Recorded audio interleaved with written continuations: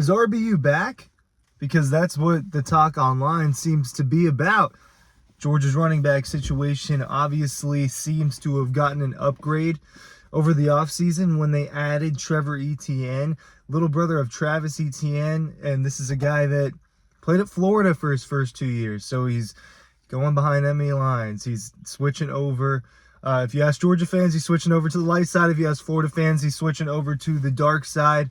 But that has been one of the biggest things that's happened for the Georgia Bulldogs this offseason, has been not just the transfer portal itself, but getting a guy of that caliber in the transfer portal, a big name like that. Even if he's not quite his brother, he's got the same name as his brother, and that's going to bring extra attention to the situation.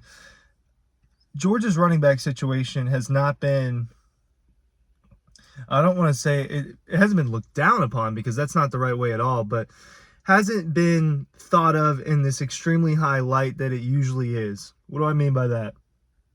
Well, you go from having, even before Todd Gurley, just stud after stud, Isaiah Crowell, you just go back, Sean Marino, a lot of really good players in between. I'm hitting some of the high ones, Garrison Hurst in the 90s. You think about Terrell Davis. There's all sorts of just great running backs. And then you get the more modern era. You get Nick Chubb and Sony Michel, and that goes on to DeAndre Swift and Holyfield, and they've had all these good running backs. Even James Cook and Zamir White, I thought, embodied everything that RBU was about. Last couple of years, maybe there's just been a lot of other stuff going on. You get a Brock Bowers in there, and he's kind of the star of the show. You get the story of Stetson Bennett in there. The running game is not necessarily the focal point the way it had been in the past. And now Georgia's running back room is seen as one of the best in college football all of a sudden again.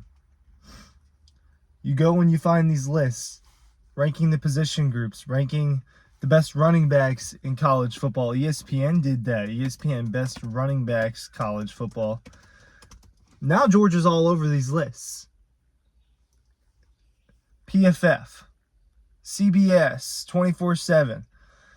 24/7 put out a list. They've got Georgia's running back room as the third best in college football. As the third best.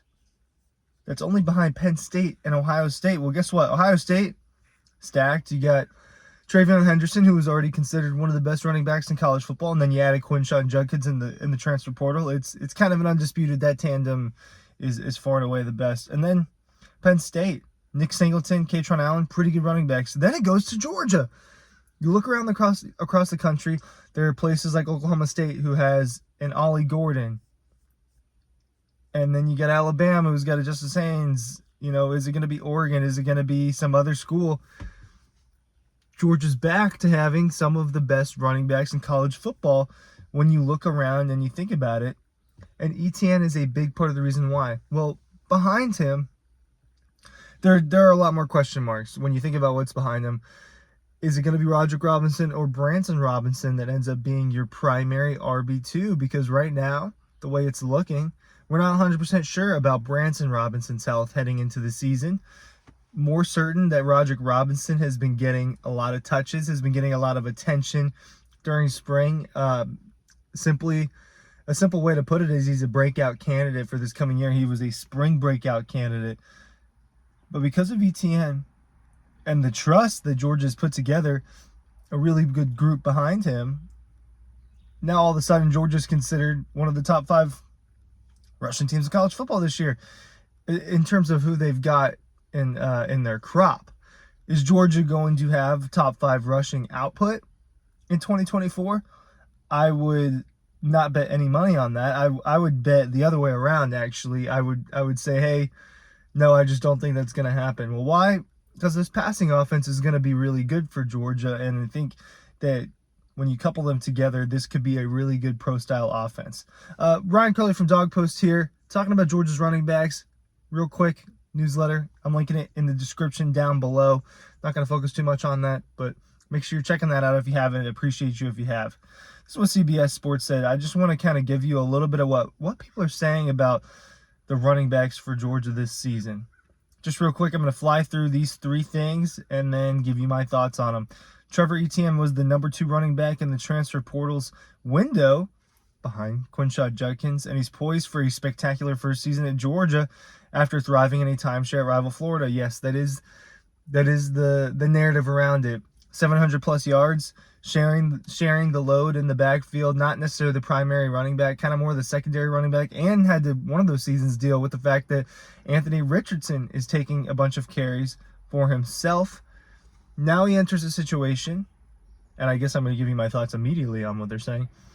He enters a situation where he's probably going to be asked to do a little bit more, and he's surrounded by much better talent. Carson Beck, from an NFL standpoint, the Carson Beck, Anthony Richardson argument is interesting, but in terms of what they're going to do in college, Carson Beck's seen as a better college quarterback. Georgia's offensive line, better.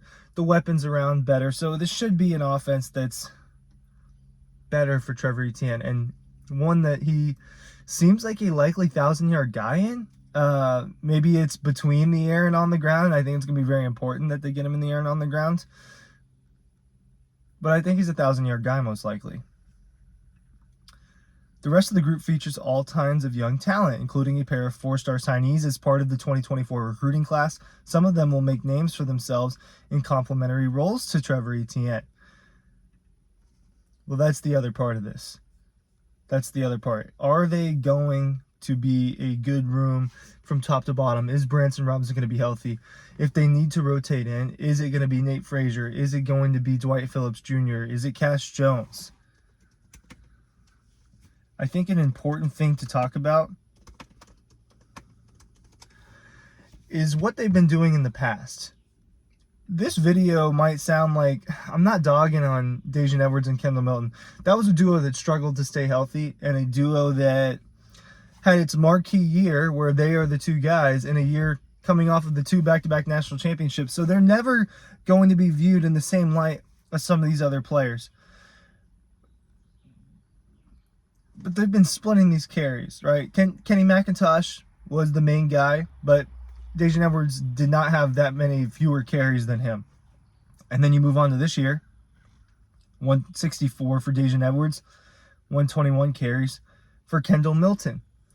So I expect Trevor Etienne to have probably 165 plus carries, and then they're going to figure out to split up, okay, if it's maybe like a 60% Trevor Etienne situation, which I think is kind of realistic for what we're going to get out of him.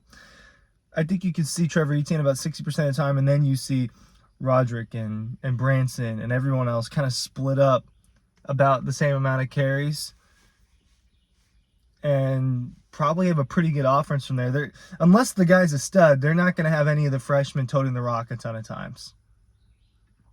This is what PFF had to say. I think this is interesting. Georgia may have lost its 2 leading rushers from last year in Edwards and Milton, but the Bulldogs still have a top 3 room in the nation. They made a major splash with Etienne. He had a 27% forced missed tackle rate, which is something that you saw with Nick Chubb. You saw Sony Michel. You saw all these guys be able to do that. And I think that Daijun Edwards and Kendall Milton did that as well, but they're expecting Etienne to be better. Then they go on to talk about how Branson Robinson and Roderick Robinson were each top 10 recruits in their class, and then adding a bunch of other top 10s behind it is what's going to add to this room. There have been years where quarterbacks seem like there aren't a lot of them in the SEC, and then there's this year where it seems like there's a lot of quarterbacks in the SEC. And now it seems like there's not a ton of star running backs, not just in the SEC, but in college football. I think that's opened the door for Georgia to bolster at that position again, look like they are just as strong, if not stronger, than some of these other teams. And ultimately, I think you're going to get good production out of these guys. Georgia's passing game has gotten better over the last few years. Imagine if Georgia had the passing game that it has now, and then also had Nick Chubb and Sony Michel and guys like that.